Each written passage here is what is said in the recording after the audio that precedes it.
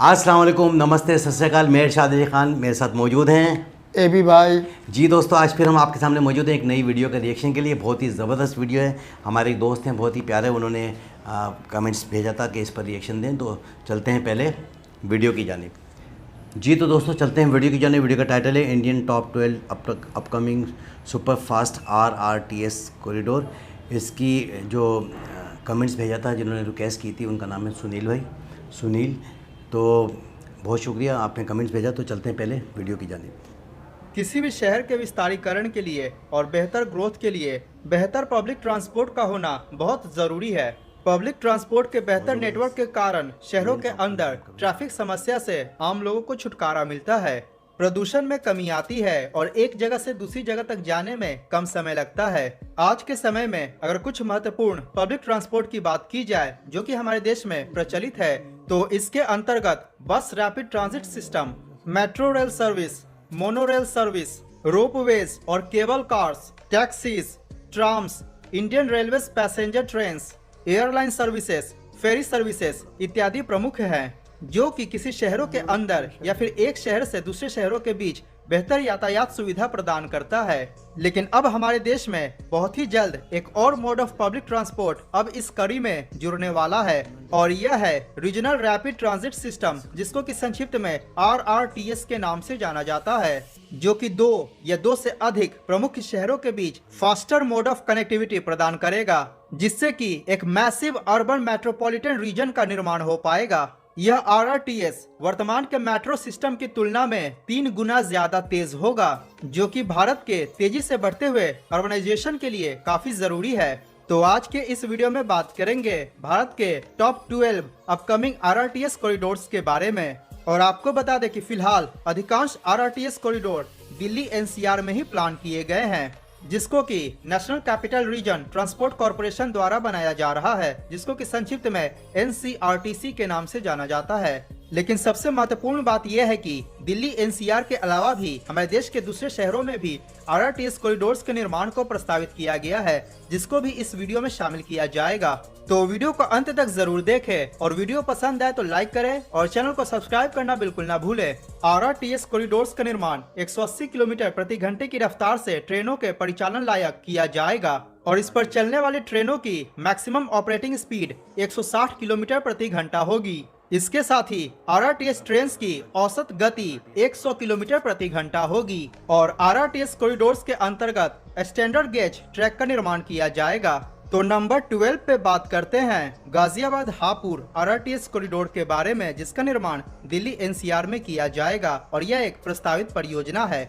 नवंबर 2021 में NCRTC द्वारा इस परियोजना के निर्माण को प्रस्तावित किया गया। यह कॉरिडोर गाजियाबाद से शुरू होकर डासना, पिलखुआ होते हुए हापुड़ में जाकर समाप्त होगी, और इसकी टोटल लेंथ 34 किलोमीटर है। और आपको बता दें कि दिल्ली से गाजियाबाद के बीच ऑलरेडी RRTS का निर्माण कार्य किया जाना है, जिसके बारे में इस वीडियो में आगे चर्चा की जाएगी। वीडियो को पूरा देखिए तो आपको दिल्ली NCR के RRTS कॉरिडोर्स का पूरा रूट मैप आसानी से समझ आ जाएगा। गाजियाबाद हापुड़ RRTS कॉरिडोर का निर्माण RRTS परियोजना के फेज 2 के अंतर्गत किया जाएगा, और इस कॉरिडोर के निर्माण के बाद दिल्ली से हापुड़ के बीच की दूरी 57 किलोमीटर हो जाएगी, जिसको कि आसानी से 40 मिनट में पूरा किया जा सकेगा। गाजियाबाद हापुड़ RRTS कॉरिडोर के निर्माण में अनुमानित 15,000 करोड़ रुपए खर्च किए जाएंगे, और ये 2032 तक बनकर तैयार हो जाएगा। नंबर 11 पे बात करते हैं हैदराबाद वारंगल RRTS कॉरिडोर के बारे में, जिसका निर्माण तेलंगाना राज्य में किया जाएगा, और यह भी एक प्रस्तावित परियोजना है। जैसा कि आपको पता है कि हैदराबाद यहाँ का IT सेक्टर काफी तेजी से ग्रो कर रहा है, और इसके साथ ही हैदराबाद शहर का विस्तारीकरण भी काफी तेजी से हो रहा है, और वारंगल जो कि तेजी से उभरता हुआ एक इंडस्ट्रियल सिटी है, और हैदराबाद से वारंगल के बीच बहुत सारी मैन्युफैक्चरिंग यूनिट्स और इंडस्ट्रियल प्लांट्स को सेटअप किया जा रहा है। अतः इन दोनों शहरों के बीच यात्रा करने वाले लोगों की संख्या भी दिन प्रतिदिन बढ़ते जा रही है। तो इसी को देखते हुए हैदराबाद से वारंगल के बीच RRTS कॉरिडोर के निर्माण की योजना बनाई गई। यह कॉरिडोर हैदराबाद से शुरू होकर बीबी नगर, भोंगीर, वंगापल्ली, जनगांव, घनपुर, काजीपेट होते हुए वारंगल में जाकर समाप्त होगी, और इसकी टोटल लेंथ लगभग 145 किलोमीटर के आसपास होगी। फाइनल लेंथ डीपीआर तैयार होने के बाद ही पता चल पाएगा। इस आरआरटीएस कॉरिडोर के निर्माण के बाद हैदराबाद से वारंगल के बीच की दूरी को लगभग 90 मिनट में पूरा किया जा सकेगा। फिलहाल परियोजना के निर्माण में खर्च होने वाली राशि और इसके डेडलाइन के बारे में कोई भी जानकारी निकलकर सामने नहीं आई है। इस परियोजना को फरवरी 2022 में प्रस्तावित किया गया है। नंबर 10 पे बात करते हैं दिल्ली जेवर आरआरटीएस कॉरिडोर के बारे में, जिसका निर्माण दिल्ली एनसीआर में किया जाएगा और यह एक प्रस्तावित परियोजना है। जैसा कि आपको पता है कि जेवर में हमारे देश का सबसे बड़ा international airport Noida international airport का वर्तमान में निर्माण कार्य किया जा रहा है, जो कि 2024 तक बनकर तैयार हो जाएगा। अतः दिल्ली को नोएडा इंटरनेशनल एयरपोर्ट से जोड़ने के लिए आरआरटीएस कॉरिडोर के निर्माण को भी प्रस्तावित कर दिया गया है। यह कॉरिडोर दिल्ली के सराय काले खां से शुरू होकर नोएडा, ग्रेटर नोएडा होते हुए जेवर में नोएडा इंटरनेशनल एयरपोर्ट के पास जाकर समाप्त होगी और इसकी टोटल लेंथ लगभग 67 किलोमीटर है। इस कॉरिडोर के निर्माण के बाद दिल्ली से जेवर के बीच की दूरी को लगभग 45 मिनट में पूरा किया जा सकेगा। इस कॉरिडोर का निर्माण आरआरटीएस परियोजना के फेज 2 के अंतर्गत किया जाएगा और ये 2032 तक बनकर तैयार हो जाएगा। इस कॉरिडोर के निर्माण में अनुमानित 30,000 करोड़ रुपए खर्च किए जाएंगे।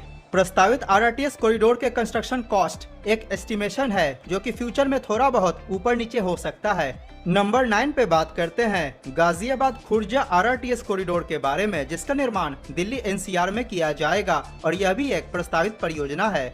यह कॉरिडोर गाजियाबाद से शुरू होकर दादरी, सिकंदराबाद होते हुए खुर्जा में जाकर समाप्त होगी और इसकी टोटल लेंथ लगभग 77 किलोमीटर है।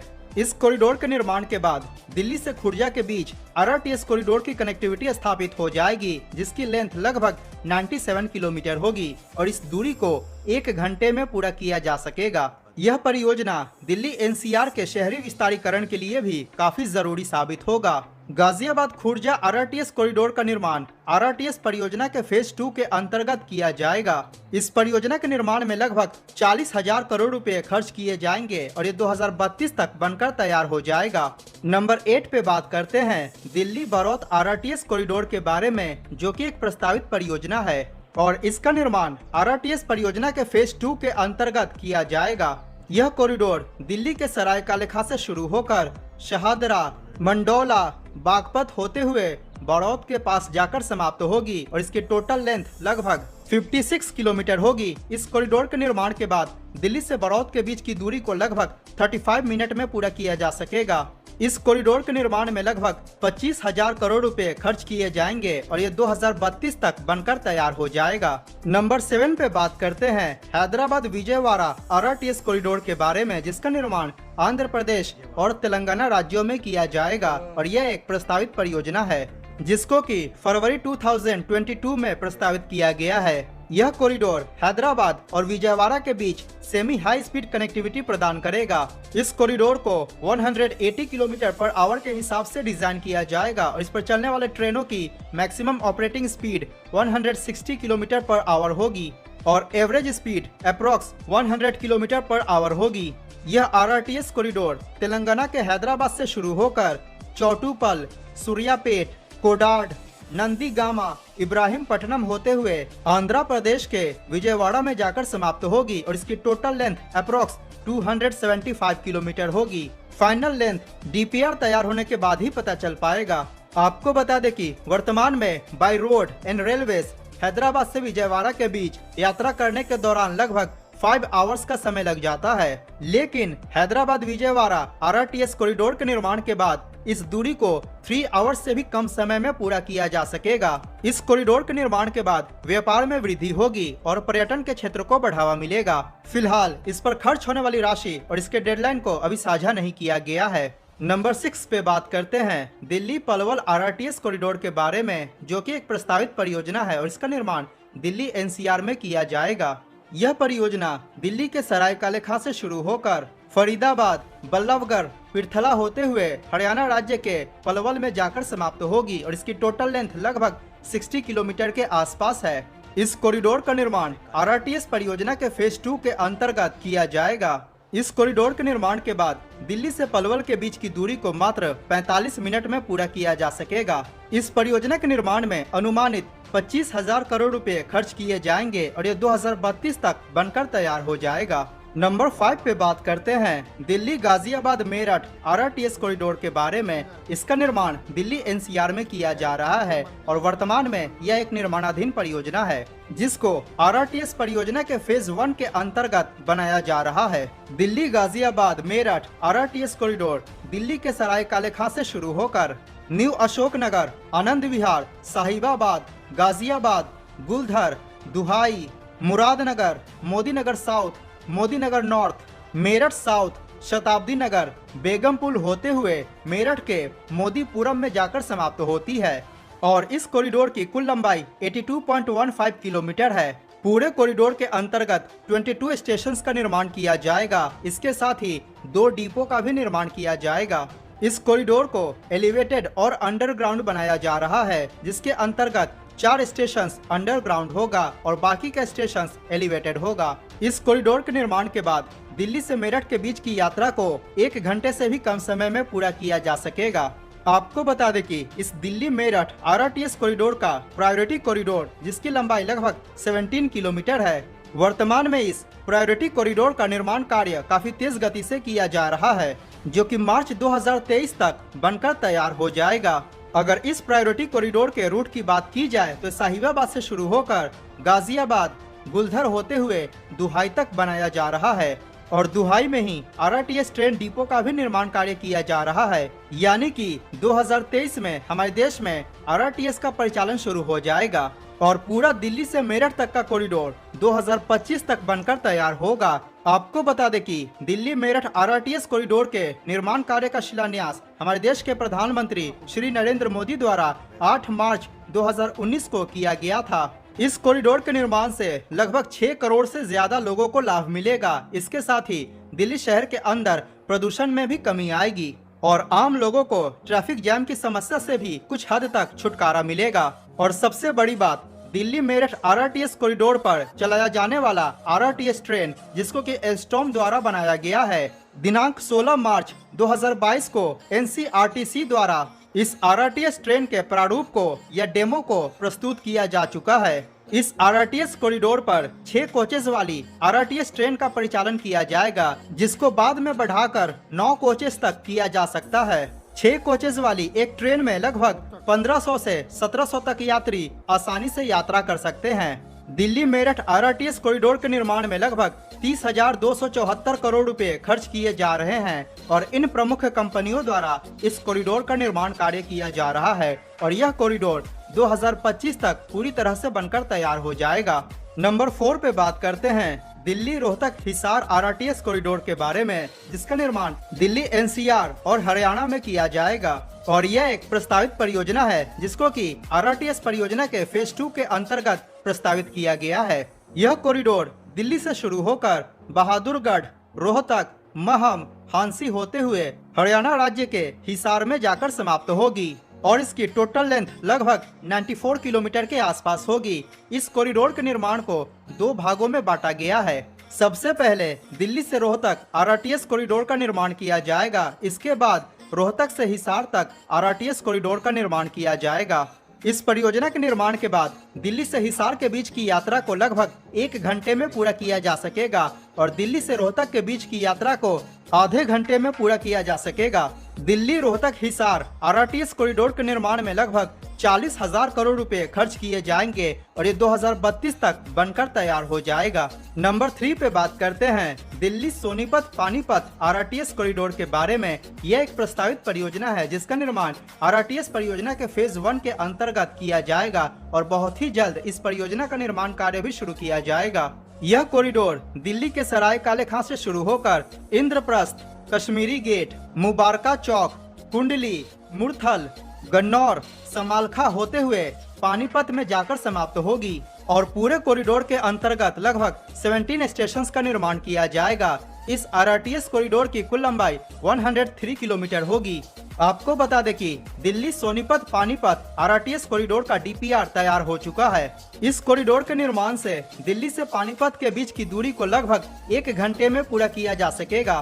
पूरे कॉरिडोर के निर्माण में अनुमानित 21,627 करोड़ रुपए खर्च किए जाएंगे और ये 2028 तक बनकर तैयार हो जाएगा। और आपको बता दें कि फ्यूचर में इस कॉरिडोर को पानीपत से बढ़ाकर करनाल तक एक्सटेंड किया जाएगा। नंबर 2 पे बात करते हैं वाराणसी प्रयागराज आरटीएस कॉरिडोर के बारे में, जिसका निर्माण उत्तर प्रदेश राज्य में किया जाएगा। यह एक प्रस्तावित परियोजना है। इस आरटीएस कॉरिडोर का निर्माण वाराणसी से प्रयागराज के बीच बेहतर कनेक्टिविटी प्रदान करने के लिए किया जाएगा और इसकी कुल लंबाई लगभग 125 किलोमीटर होगी। इसकी वास्तविक लंबाई इसके डीपीआर तैयार होने के बाद ही पता चल पाएगा। इस कॉरिडोर की मैक्सिमम परमिसिबल स्पीड 160 किलोमीटर प्रति घंटा होगी। वर्तमान में इस परियोजना का फिजिबिलिटी रिपोर्ट तैयार किया जा रहा है और इस परियोजना के निर्माण की घोषणा मई 2021 में की गई थी। फिलहाल Varanasi Prayagraj RTS corridor approved नहीं हुआ है। इस कॉरिडोर के निर्माण के बाद वाराणसी से प्रयागराज के बीच की दूरी को लगभग 1 घंटे 15 मिनट में पूरा किया जा सकेगा। जैसा कि आपको पता है कि वाराणसी और प्रयागराज हमारे देश के महत्वपूर्ण धार्मिक पर्यटन स्थल हैं, तो इस कॉरिडोर के निर्माण के बाद आम लोगों को तो लाभ होगा ही, इसके साथ ही पर्यटन के क्षेत्र को भी बढ़ावा मिलेगा। देश और विदेश के पर्यटक वाराणसी और प्रयागराज अमूमन दोनों शहरों में जाते हैं। फिलहाल इस कॉरिडोर पर खर्च होने वाली राशि और इसके डेडलाइन के बारे में कोई भी जानकारी नहीं है। अब नंबर 1 पे बात करते हैं दिल्ली अलवर आरटीएस कॉरिडोर के बारे में, जिसका वर्तमान में निर्माण कार्य किया जा रहा है और यह परियोजना दिल्ली, हरियाणा और राजस्थान राज्यों से होकर गुजरता है। इस कॉरिडोर का निर्माण आरटीएस परियोजना के फेज 1 के अंतर्गत किया जा रहा है। यह कॉरिडोर दिल्ली के सराय काले खां से शुरू होकर एरो सिटी, उद्योग विहार, गुरुग्राम के राजीव चौक, खेरकी दौला, मानेसर, धरुहेरा, रेवाड़ी, बवाल के रास्ते एसएनबी स्टेशन तक जाएगी, जिसकी लंबाई लगभग 106 किलोमीटर होगी और दिल्ली से एसएनबी तक के खंड को इस कॉरिडोर के प्रथम चरण में डेवलप किया जा रहा है।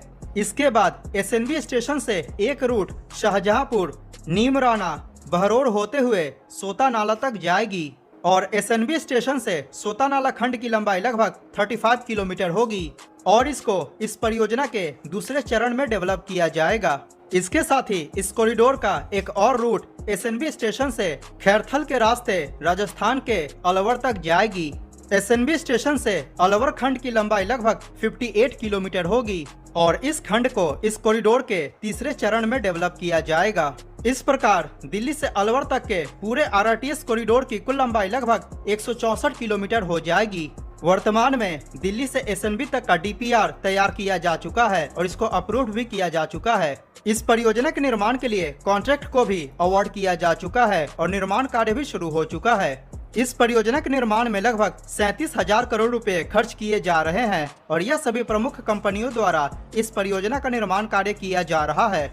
दिल्ली गुरुग्राम अलवर आरटीएस कॉरिडोर को पार्शियली 2024 में ऑपरेशनल करने का टारगेट है और यह पूरा कॉरिडोर उम्मीद है कि 2028 तक बनकर तैयार हो जाएगा। इसके बाद दिल्ली से अलवर तक की दूरी को लगभग 1 घंटे 45 मिनट में पूरा किया जा सकेगा और दिल्ली एनसीआर में बनाए जाने वाले सभी आरटीएस कॉरिडोर्स को मिलाकर कुछ इस प्रकार का नेटवर्क तैयार हो जाएगा और यह परियोजना दिल्ली एनसीआर के विकास में और विस्तारीकरण में काफी महत्वपूर्ण साबित होगा और फिर आगे जाकर दिल्ली मेट्रो की तरह ही इस परियोजना को भी हमारे देश के दूसरे प्रमुख शहरों में भी निर्मित किया जाएगा। स्क्रीन पर दिख रहे वीडियो पर क्लिक करके हमारे देश में बनाए जाने वाले टॉप 5 मेट्रो परियोजना के बारे में अवश्य जानें। यह वीडियो पसंद आया हो तो लाइक करें और चैनल को सब्सक्राइब करना बिल्कुल ना भूलें। मिलते हैं अगली वीडियो में। जय हिंद, वंदे मातरम। जी बलोच साहब, आपने देखा कि आरटीएस जो है यानी कि अपकमिंग 12 ऐसे प्रोजेक्ट हैं जो कि स्टार्ट हो गया है, तकरीबन जो है ये 2023 में स्टार्ट ले लेंगे और उनके काफ़ी सारी जगहों के तो जो है उन्होंने इफ्तिताह कर दिया है। ये मनसूबा कॉरिडोर का था ना, ये 2019 से शुरू हुआ। अच्छा अच्छा। और हर 5 साल में मुख्तलिफ रूट्स पे इन्होंने कॉरिडोर का इजरा कर दिया, यानी कि जारी कर दिया। जी जी। और 2028 तक का ये प्रोजेक्ट चलेगा। नहीं, 2030 तक का नहीं, 28 उसके बाद 30 तक। हाँ, 2030 तक का। 2030 तक का चलेगा। काफ़ी ऐसे प्रोजेक्ट हैं जो 2025 में जो है मुकम्मल हो जाएंगे और कुछ ऐसे हैं जो 2027। इस कॉरिडोर का मकसद क्या था पता है? जी। कॉरिडोर का मकसद यही है कि शॉर्ट रास्ता, हाँ शॉर्ट रास्ता, एक रास्ता घूम के जा रहा है, एक रास्ता डायरेक्ट सलंग जा घंटों का रास्ता जो है चंद घंटों में आ गया, यानी कि जो वो हो जाता है। 15-15 घंटों का जो रास्ता था वो 3 घंटे में जो है वो तय हो रहा है। अच्छा, दिल्ली से काफ़ी सारी ट्रेनें यानी कि निकलेंगी हाँ दिल्ली से, मेरठ और भी हर है, जगह पर, फरीदाबाद, मेरठ, फरीदाबाद, अलवर तक। जोवाड़ा, क्या नाम है उसका, मुख्तलिफ शाखें जोवाड़ा, निकलेंगी ना, हाँ। कॉरिडोर जी की हाँ, शाखें हैं। और उत्तर प्रदेश तक जो है जाएंगी ये, उत्तर प्रदेश, है ना, आंध्र प्रदेश, हाँ। माना इतनी दूर दूर तक ये के जो रूट थे उसमें काफ़ी सारे घंटे लगते थे, यानी कि 2 रातें भी लग जाती थी बाज़ जगहों पर। और इसमें ये कि 2 से 3 घंटे में, 3-3 घंटे में, 4-4 घंटे में जो है ना ये रास्ता जो है कवर कर लीजिएगा। अच्छा, इस तरह की जो जब चीज़ें बनती हैं तो उसका सबसे बड़ा फ़ायदा ये होता है कि एक शहर से दूसरे शहर में कोई भी आप जो है माल की तरसील कर रहे हैं, जैसे कि कारोबारी हजरात हैं, कुछ लेके जाना है, कुछ लेके आना है, तो उनके लिए एक बहुत बड़ा जो है सहूलत हो जाएगी कि भाई वक्त बच जाएगा। और कुछ ऐसी जगह हैं जहाँ पर कि कभी काम हुआ ही नहीं है तो वो काम स्टार्ट हो जाएंगे लोगों के, है ना, तो काफ़ी सारे लोगों का रोज़गार स्टार्ट हो जाएगा। कितने लोग इस मंसूबे पे काम कर रहे हैं। अच्छा, फिर देखें, ये देखें ना कि अब जब ये गाड़ियाँ चलेंगी तो नौकरियाँ कितनी मिलेंगी लोगों को, जॉब्स कितनी मिलेंगी, और सबसे बड़ी है कि सफरी सहूलत। हाँ, इस गवर्नमेंट के आने से, यानी कि जब से मोदी जी आए इन्होंने काफ़ी सारे लोगों को जो है ना जॉब्स दे दी हैं, फिर जो है ना कारोबार लोगों के जो खुल गए, तो मुल्क जो है तरक्की कर रहा है कि वहाँ पर इस तरह नहीं है कि जैसे हम लोग यहाँ पर रो रहे हैं कि यार हालात अच्छे नहीं हैं, हालात अच्छे नहीं हैं। अच्छा, एक दूसरे से जब उधार मांगता है बंदा तो ऐसा होता है कि दोस्तों आपको बता रहा हूँ कि इस तरह होता है कि जैसे किसी ने मांगा कि भाई मुझे इतने पैसों की ज़रूरत है, और अगर आपके पास नहीं है, जैसे कि हमारे पास नहीं है, तो मैंने उसे इनकार कर दिया कि भाई अभी नहीं है मेरे पास, तो वो यकीन ही नहीं कर रहा ना कि यार ये तो झूठ बोल रहा है। नहीं आपके पास है ना, होंगे तो देना नहीं चाह रहे, आप जो है बदल गए हैं, ये हो गया। तो बहुत सारी चीज़ें हैं, काफ़ी सारे लोग जो है एक दूसरे से मांग के गुजारा चल रहा है। अच्छा, मुझे कोई उधार नहीं कारोबार जो है मुझे कोई उधार नहीं देता। बोले क्यों? अच्छा, क्यों नहीं देता? आप वापस ही देते पहले नौकरी थी, अब नौकरी नहीं है। अच्छा, अब तो नौकरी नहीं है। जी, अब नौकरी नहीं है तो भरोसा साहब हमारे साथ होते हैं। इनका एबी का व्लॉग भी है, तो वहाँ जहाँ पर भी आपको कोई चांस मिले तो वहाँ पर आपने जो है इनका व्लॉग देखना है और लाइक करें, सब्सक्राइब करें, ताकि इनकी भी जो है वीडियो आप तक पहुँचती रहें। और हमारे चैनल का भी तो आपको पता ही है कि सुरनगर के नाम से, तो आपसे रिक्वेस्ट है कि जब भी कभी टाइम मिले तो आप जो है हमारी वीडियो देखकर जो है लाइक कर दिया करें, सब्सक्राइब कर दिया करें। अच्छा, बात हो रही थी कि बलोच साहब को कोई उधार नहीं देता, तो ऐसा है कि उधार भी उसको दिया जाता है जो वक्त पर वापस दे दे। तो आप वक्त पे दे देते हैं? नहीं, कभी वक्त पे, कभी बेवक्त दे देता हूँ। कभी ऐसा तो नहीं हुआ कि किसी से पैसे लिए और वापस नहीं किए? मैं आपको एक अपनी बात शेयर करता हूँ। जी। तो पहले किसी टाइम पे हमारे अब्बा की शॉप थी ना, तो फिर अब्बा के बाद मैंने संभाल लिया जी। और चाय वाले के पैसे थे मेरे चाय वाले के कम से कम थे उस वक्त सस्ता था चीज़। जी। तो उस वक्त थे 350 रुपये ना। हाँ। तो 350 आज के 3000 से। हाँ बिल्कुल। तो वो एक दिन आया, जब उसको पता है कि छुट्टी करके गुजरेगा मैं पकड़ूंगा। तो एक दिन मैंने क्या किया, मैंने विग लगाई अच्छी सी। अच्छा, जब वो करीब आया ना और चाय वाला, हाँ, तो यूं एरियत में यार वही है पे कौन को बदनाम है, अगर मैं पैसे का मैं जूता ना मार दे मुझे, तो मैंने मुंह करके निकल गया। तो वो कह रहा है यार ये क्या चीज़ है। जी। तो एक्टर तो आप हो ही। हाँ, तो मैंने वो करके निकल गया। मैंने कहा अब ये मुझे नहीं बोलेगा। तो दोस्तों ऐसा होता है कि जब किसी के पैसे लिए जाएं और उसको वापस देना बहुत ज़्यादा ज़रूरी है, तो बोलो साहब ऐसा है कि वक्त पे वक्त जो है ना इंसान को ज़रूरत पड़ जाती है, लेकिन अगर आप वापस दे देंगे ना टाइम पे, तो उसका सामने वाले का एतमाद होगा कि ये दे देता है। तो मेरे एक रिलेटिव हैं, वो मुझसे अक्सर ले लेते थे पैसे कि भाई मुझे इतने पैसों की ज़रूरत है, तो मैं मना नहीं करता था कि यार ये तो बहुत सॉलिड आदमी है, इसको दे दो।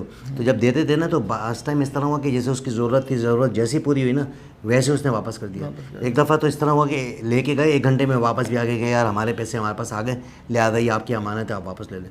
तो ऐसा होना चाहिए कि जिससे आप पैसे लें तो उसको वापस भी करें। अच्छा, बात हो रही थी RRTS की, तो ये देखें बलोच साहब कि इंडिया में अगर तरक्की है तो ये सिंसियरिटी जो है, सिंसियरिटी यानी कि ये वजह मैं बता रहा हूँ कि सिंसियरिटी है कि हर आदमी अपना अपना काम टाइम पर कर रहे हैं, और जो भी काम कर रहा है वो अपने देश के लिए काम कर रहे हैं कि भाई हमने इस मुल्क को आगे बढ़ाना है, इस मुल्क को चमकाना है, इस मुल्क में जो है ना तरक्की लेके आनी। तो आज तरक्की याफ्ता मुल्क जो है बन चुका है इंडिया। इसकी एक मेन वजह ये कि मिनिस्टर बहुत अच्छे हैं, प्रधानमंत्री जो हैं, प्राइम मिनिस्टर जो हैं वो बहुत अच्छे हैं, ठीक है ना, उनकी पॉलिसियाँ अच्छी हैं, रवाबित बहुत अच्छे हो गए दुनिया से, पैसों की ज़रूरत नहीं है किसी से, IMF से उनको लेने की ज़रूरत नहीं है पैसे की। अगर कोई बंदा देता है, सबसे पहले भारत ने अपनी मैशत मजबूत की, यानी कि पहले अपने घर को मजबूत किया, फिर बाहर की दुनिया को अदावत दी कि भाई आओ हमारे साथ मिलके काम करो।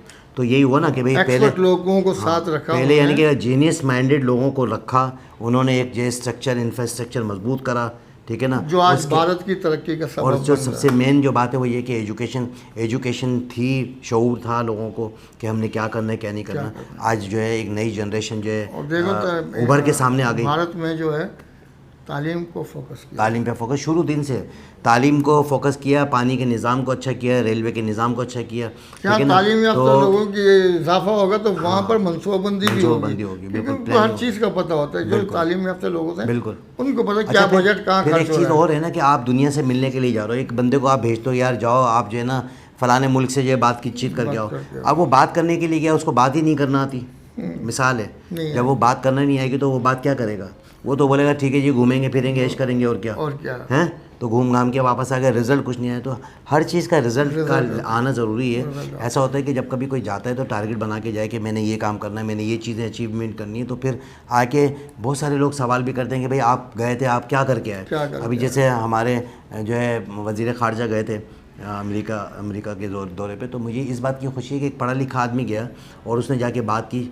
बात बनी या नहीं बनी वो एक अलग बात है, लेकिन बात करने का तरीक़ेकार तो अच्छा था और एक अच्छा सजा हुआ आदमी तो था कि वो जो बंदा बात किया, बेनज़ीर भुट्टो साहिबा का लड़का और जुल्फ़िकार अली भुट्टो का जो है पोता, हाँ नवासा, और जो है अपना जो है जरदारी का बेटा। तो मकसद ये है कि एक आदमी गया जाके बात करी, तो मुझे इस बात की खुशी है कि उसने बात तो अच्छी तरीके से करी होगी, उसको लाइक तो किया होगा, बैठाया तो होगा सही तरीके से। तो ऐसा है कि तमाम तर जो दुनिया आज तरक्की करी है बोलो सब, उन्होंने इसी तरह जो है ना रवाबित अच्छे करके लोगों के साथ जो है अपना एक मकाम है, कंधे से कंधा मिला के चलें, तभी तो जो है ना लोग बंदा लाइक करता है ना। भाई देखो, अगर आप जो है ना मुल्क में अगर तरक्याती काम होंगे, मनसूबाबंदी अच्छी होगी और मिनिस्टर अच्छे होंगे, करप्शन नहीं होगा तो मुल्क तरक्की करेगा। अच्छा, हमारे यहाँ जो प्रोजेक्ट स्टार्ट होते हैं उनका क्या हाल है? उनका ये हाल है, ग्रीन लाइन बनी थी हमारे एक गवर्नमेंट आती कराची शहर में, है, एक गवर्नमेंट आती है और उस पर जो है ना काम कम से करती कम है, 12-13 साल गुजरे। दूसरी गवर्नमेंट आके उसको बरोबर तीसरी देती है। गवर्नमेंट आई, उसने थोड़ा सा यानी कि आखिरी में लेपा पोती हो करके उसको स्टार्ट कर लिया। अच्छा, और अभी भी अधूरे का मंसूबा। यहाँ पर ये चीज़ है कि मैं ये बोलता हूँ कि अगर मुल्क के लिए कोई काम हो रहा है तो कोई भी कर रहा है, मैं करूँ या आप करें, कोई भी करे, तो मुल्क के लिए काम हो रहा है तो मुल्क तरक्की करेगा। यहाँ पर मुसीबत ये है कि वो कहते हैं हमारी तख्ती लगनी चाहिए। अगर हमने ये काम कर दिया तो अब जब हम दोबारा आएंगे तो फिर हम इसका इफ्तिताह करेंगे, ऐसा हो रहा है ना। तो ऐसा नहीं होना चाहिए, मुल्क के लिए जो है काम करना चाहिए। मैं तो चाहता हूँ अपने जो सियासतदान हैं जो भी हैं, खुदा के लिए ऐसा काम करें, आवाम की भलाई हो, महंगाई कम हो, कारोबार हो, मैशत अच्छी हो। हमारी ये तो हमारी तो यही ख्वाहिश है कि इस तरह का हमें रहनुमा मिल जाए मुल्क में मुल्क को अच्छा चला सके। बिल्कुल यही वजह है कि अगर एक आदमी को चांस मिला, देखें इंडिया में एक आदमी को चांस मिला, जैसे मोदी जी को चांस मिला, उन्होंने काम करा, अच्छा काम किया, लोगों ने सराहा, उनके नए नए प्रोजेक्ट को देख देख के जो है ना और मज़ीद जो उनकी हिम्मत बनी कि भाई उन्हें आवाम को ये नहीं चाहिए कि भाई बंदा कौन है सामने, आवाम को काम चाहिए, ठीक है ना। काम अच्छा करेगा तो बार बार उसी का नाम आएगा, भाई यही अच्छे हैं हमारे लिए, हमें क्या ज़रूरत है, हम नए नए तजर्बे करें। तो आज अगर इंडिया का जो इतनी तरक्की हुई है तो उसकी एक मेन वजह ये है कि जो गवर्नमेंट है वो बहुत अच्छी है और जो काम करने वाले लोग हैं वो बहुत अच्छे हैं। अच्छा, आवाम का भी एक बड़ा जो है ना एक वो होता है कि आवाम के अंदर भी सिंसियरिटी होनी चाहिए और आवाम भी जो है चाहती है कि भाई इस मुल्क में तरक्की हो। तो इंडिया की जो आवाम है उन्होंने भी जो है ना बड़ा साथ दिया और जो है लोगों ने बढ़ चढ़ के हिस्सा लिया है और छोटे छोटे जो प्रोजेक्ट थे वो मुकम्मल हुए। तो आज अगर एजुकेशन अच्छी है तो उस पर भी जो है लोगों में शऊर आया, तो लोगों ने अपने बच्चों को पढ़ाया, फोकस किया। आज बच्चे को, छोटे से बच्चे को पता है मैंने क्या बनना है, तो सबसे पहले बोलता है भाई मैं तो IAS ऑफिसर बनूंगा, ठीक है ना, कोई डॉक्टर बनेगा, कोई IIT इंजीनियर बनूंगा, ठीक है ना। बच्चों का ये जहन यानी कि पहले से बच्चे को पता है। आज यहाँ पर बच्चे को बोला कुछ ना कुछ बन जाएंगे, मकाम हासिल करने तो दोस्तों आपने देखा ये RRTS का जो बहुत ज़बरदस्त मंसूबा है और हम खुश हैं कि हर मुल्क तरक्की करे और भारत के साथ दूसरे मुल्क हैं, बांग्लादेश है, भूटान है, मालदीव है, जो हमारी एशिया में मुल्क हैं सब इसी तरह तरक्की करें, करें बिल्कुल। और हम भी आएँ, घूमें, उनके मंसूबे देखें, बिल्कुल। उनको सलूट करें। जी हाँ, वैसे भी इंडिया की जो अब पॉलिसी है वो ये कि अगर किसी को ट्रेन चाहिए या कोचेस चाहिए तो वो जो है देने को तैयार है कि भाई हम जो है ठीक है हम मैन्युफैक्चरिंग कर रहे हैं। उनके पास मैन्युफैक्चरिंग प्लांट भी है, उनके पास तमाम तर चीज़ें जो पुर्जा जहाज जो है बाहर से आते थे एक ज़माने में दूसरे मुल्कों से परचेज़ करते थे, अब वो खुद बना देंगे, ठीक है ना। तो हर चीज़ में जो है आगे आगे बढ़ रहे हैं। तो दोस्तों आपने देखा कितनी ज़बरदस्त ये वीडियो और कितना अच्छा जो है ना ये हमने जो है उस वीडियो पे रिएक्शन दिए। और आपसे रिक्वेस्ट है कि आपके कमेंट्स जब आएंगे तो हमें बड़ी खुशी होगी, अपने कमेंट्स से ज़रूर आगे करिएगा। एबी भाई हमारे साथ मौजूद हैं और जब कभी भी आपके पास कोई वीडियो नज़र आए एबी भाई की तो उस पर कमेंट्स भी करें और लाइक भी करें ताकि आने वाली तमाम तर वीडियो आप तक पहुंचती रहे। मेरे चैनल को भी लाइक करें, तमाम तर जो भी आपके पास वीडियो आती हैं। इसके साथ ही मुझे और एबी भाई को इजाज़त दें। अल्लाह हाफ़िज़।